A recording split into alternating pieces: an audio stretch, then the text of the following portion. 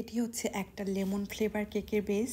আর হ্যাঁ, আজকে আপনাদেরকে লেমন কেক ডেকোরেশন করে দেখাবো। বর্তমানে এটা আমার পেজের মোস্ট ডিমান্ডিং একটা কেক হতে চলেছে।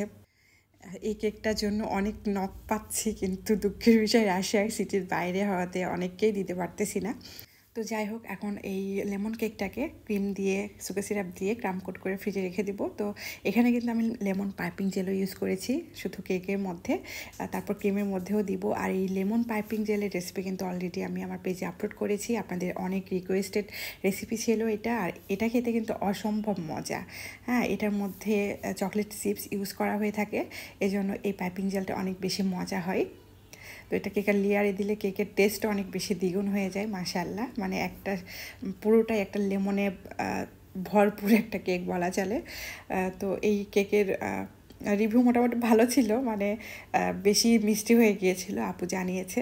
মানে এখানে লেমনের জন্য পাইপিং জেলে একটু বেশি চিনি ব্যবহার করা হয়ে গেছিলো, এই জন্য আসলে মনে হয় কেকটা বেশি মিষ্টি হয়ে গিয়েছে। যাই হোক, কিছু কিছু ভুল থেকে মানে আমরা শিখি।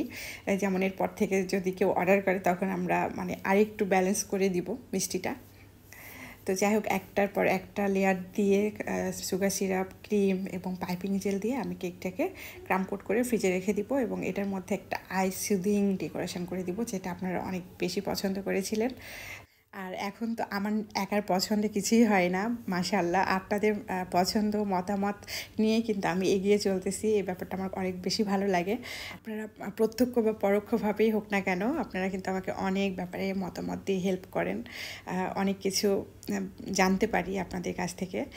ইভেন যে কোনো ব্যাপারে সাপোর্ট করেন অনেক বেশি, এই জন্য আমার অনেক বেশি ভালো লাগে আপনাদেরকে। এবং এজন্য ধন্যবাদ দিয়ে হয়তো বা ছোটো করবো না, ভালোবাসা দিয়ে দিলাম অনেকগুলা। আর এই তো এটাকে স্মুথ ফিনিশিং দেওয়ার পরে ফ্রিজে আর রাখিনি, সরাসরি পাইপিং জেলটা উপর থেকে দিয়ে দিলাম, এই জন্য ক্রিমটা একটু এলোমেলো হয়ে গেল। তো সমস্যা নাই, এটার মধ্যে আমি হচ্ছে ডেকোরেশন করে দিব। প্রথমে অন্য একটা ডেকোরেশন করবো ভাবছিলাম, কিন্তু পাইপিং জেলটা দেওয়ার পরে ক্রিমটা একটু হয়ে গেল, মানে গর্ত হয়ে গেল। তাই ভাবলাম যে এখানে আমি ডিজাইনটা করে দিব, তাহলে ওইটা ঢেকে যাবে।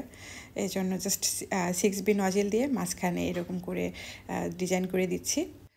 জাস্ট এলো পাতারেভাবেই দিচ্ছিলাম, কারণ এটার মধ্যে লেমন স্লাইস দিয়ে দিব এজন্য। আর এই তো এখন এটার মধ্যে আমি স্লাইসগুলো দিয়ে দিচ্ছি। আর এই লেমন স্লাইসগুলো দিলে মানে লেমন কেকে এত বেশি সুন্দর লাগে, একটা রিফ্রেশমেন্ট ভাব আসে, একটা আইসুদিং ব্যাপার কাজ করে। তো দেখেন কেকটা প্রথমে কী ছিল আর স্লাইসগুলো দেওয়ার পরে চেঞ্জ হয়ে গেল একদম লুক পুরোটাই। আর মাশাআল্লাহ অনেক বেশি সুন্দর লাগতেছিল, একটা মানে চোখ শান্তি করার মতো একটা কালার চলে আসছে। তো তার মধ্যে কিছু গোল্ডেন কালার সুগার বল দেওয়াতে আর একটু বেশি সুন্দর লাগতেছিল কেকটাকে। আর এটা শুধু আমার মতামত না, আপনারাই মতামত দিয়েছিলেন এই কেকের ব্যাপারে। এটা ছবি যখন আমি পোস্ট করি তখন তো সঙ্গে সঙ্গে অনেক নক পেয়েছিলাম কেকের জন্য। ইভেন আপনারা অনেক বেশি সুন্দর সুন্দর কমেন্ট করেছিলেন। তো আজকে এখানে বিদায় নিচ্ছি, আল্লাহ হাফিজ।